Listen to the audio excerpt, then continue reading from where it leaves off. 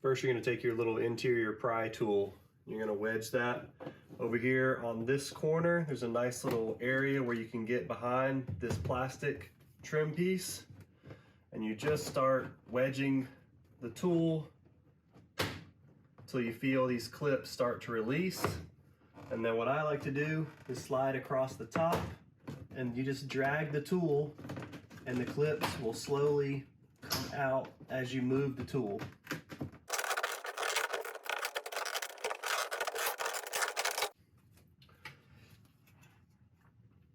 And there you have it.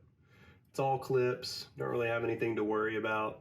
Just be firm with it. You know, you don't want to snatch it, but the tool really helps. Now that you've got that off, the handle section has to come off. So I like to start again on this inside here and just start prying it up, and the handle will slowly release.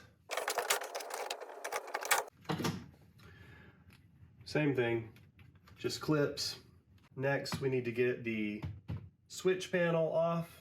So just push straight up from up underneath, comes out. Still latched though, so you just slide out the back here and you can bend this front part. There you go. Press this button here, get this connector off. 10mm bolt that is behind the handle has to come out, so you're going to need a ratchet, and you take this one out up here.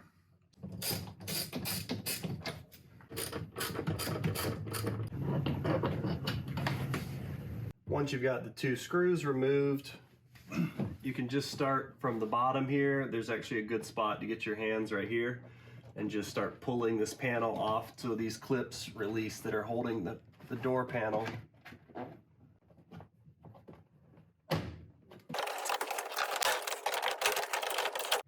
Once you've got all the clips released on these edges, lower, left and right side, you just lift up, and the door panel comes away.